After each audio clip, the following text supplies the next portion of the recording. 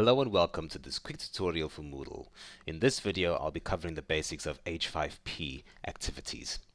So, as we can see, we still have our final assignment section right here. And let's say, for example, we forgot to add an activity first before the final assignment.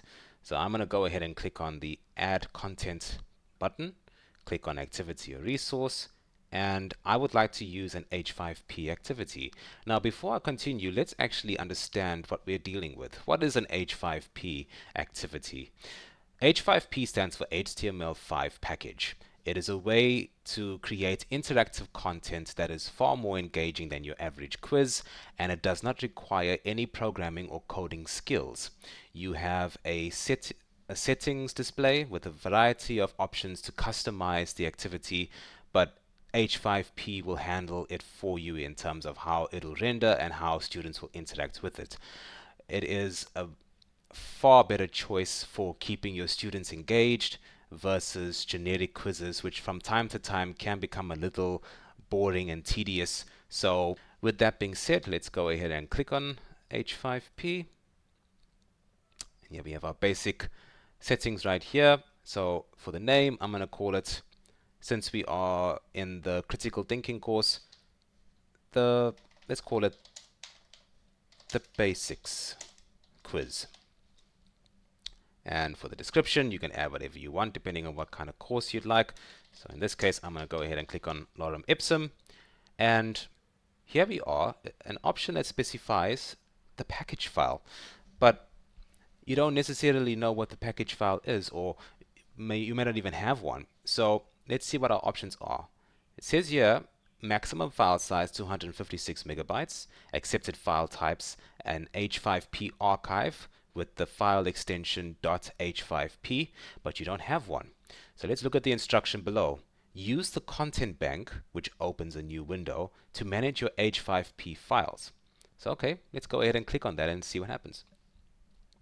And we are now in the content bank for this course, but nothing's available. There are no H5P activities. We're going to have to use our ingenuity to actually create our own. Or if you're smart enough and crafty enough, you can go ahead and download an existing H5P activity from the official website, or perhaps even from another course. But for now, I'd like to demonstrate how you can create your own. I think one of the more common activities and safer ones to build without getting a little technical is, for example, fill in the blanks, a quiz like that. So I will click on the Add drop-down, and I will see a variety of options available to me. The possibilities are endless, basically, when it comes to H5P. Well, let me rephrase that, almost endless. But you do have a nice variety to mess around with and have fun with, and that is exactly what I'm hoping for. Planning to use fill in the blanks. But as you can see, you have the option to add hotspots to images. You can create interactive videos. You can have dictation exercises. It really is well thought out and very flexible for your potential needs. But like I said, we're going to carry on. We're going to carry on with fill in the blanks. So I'm going to click on that. And here we are. We can now configure this new interactive content. We can specify the level of it. That might not necessarily be a universal option for H5P activities, so keep that in mind. So I'm going to go ahead and click on, oh, but look at that. Now there's a trap right there that you can fall into. Notice how long it took to actually load the editor for the H5P activity. This is something you need to keep in mind. Even though it doesn't seem like anything is happening behind the scenes, there are in fact loading processes currently taking place, and you could have easily made the mistake of saving this rather than actually waiting for the configuration to load, because it's quite easy to assume that you need to specify the level first and then you'll have the option to edit the content, but in actual fact the content was just taking a while to load. So something to keep in mind. And with that being said, let's go ahead and create this exercise. So again, I'm going to call it the basics quiz, and here's a task description. Fill in the missing words. That will suffice for now. I don't necessarily see a problem with that. You will also receive instructions unique to the type of H5P activity you're creating. In this case, I am told to create a line of text and here are the instructions.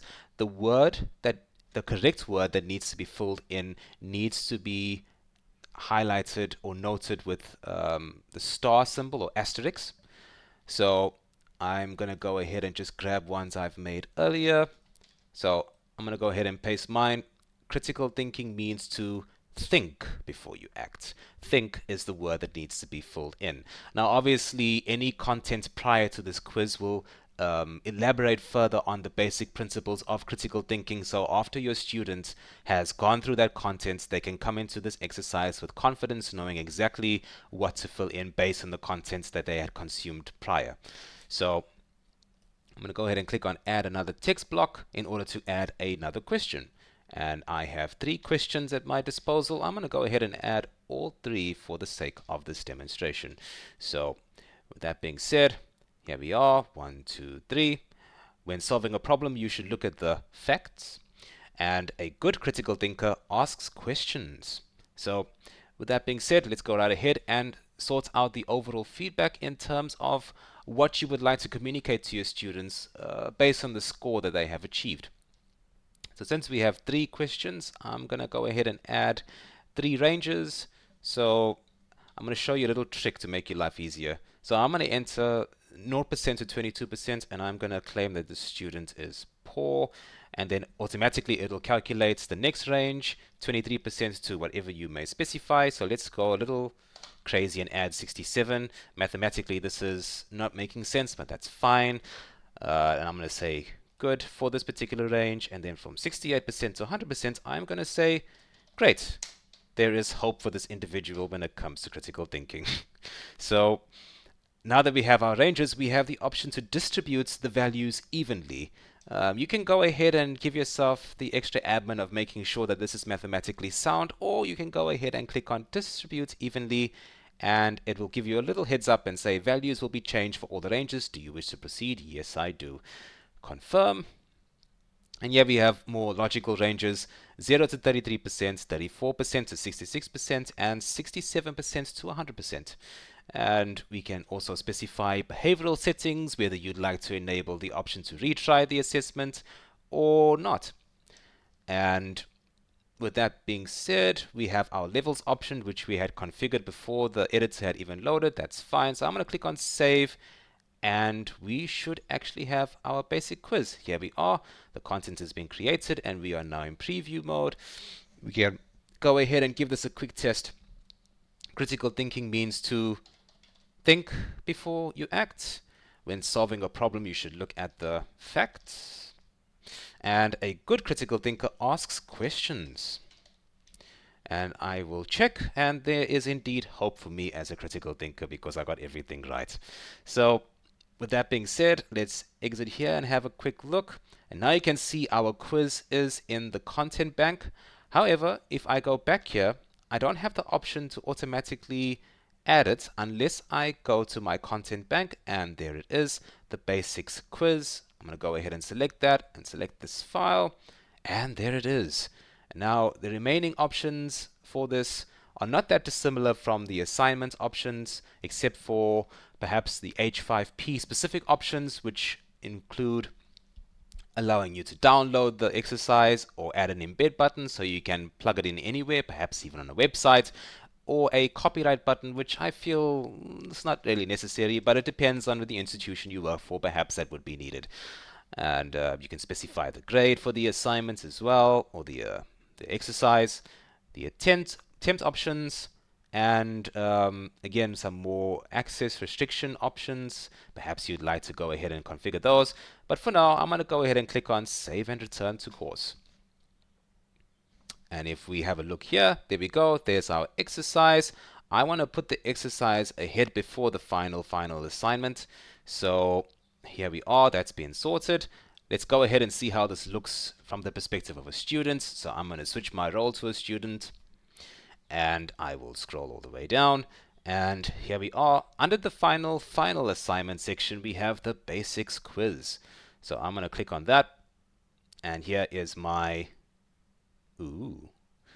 Here is my description, lorem ipsum. The file cannot be displayed because it has been uploaded by a user without required capability to deploy H5P content. Now that would be up to your administrator or dean to determine whether or not that is something they will be fixing. So a site administrator will have to actually grant you permissions for H5P content, or it could be problematic H5P content in general. So another way to add content to this without perhaps this hassle is to upload it manually. So I'm going to go ahead and click on activity or resource, H5P, and what you can do sometimes, we're just going to firstly call this the basics quiz part 2. You can manually upload an H5P exercise instead of grabbing it from the content bank. Again, you can download this officially from the H5P website and edit it directly in Moodle, or you can download an H5P exercise from another course and import it into your course. So let's go right ahead. And oh, surprise, surprise, we have two. I'm going to pick this one because that's what we need. And I'm going to go ahead and click on upload this file. And there is the exercise. Save and return to course. And here we have the basics quiz part 2. And let's see if that actually behaves differently when we select the student role. Scroll down. And if I click on that, still persisting. Definitely a permissions issue. But we can see from our preview as a teacher, it does indeed work. And in this one we only have 2. So let's just add those answers again. Look at the facts. There is still indeed hope for me because I got the 2 right at least. And that concludes this lesson. Thank you for your time. Take care.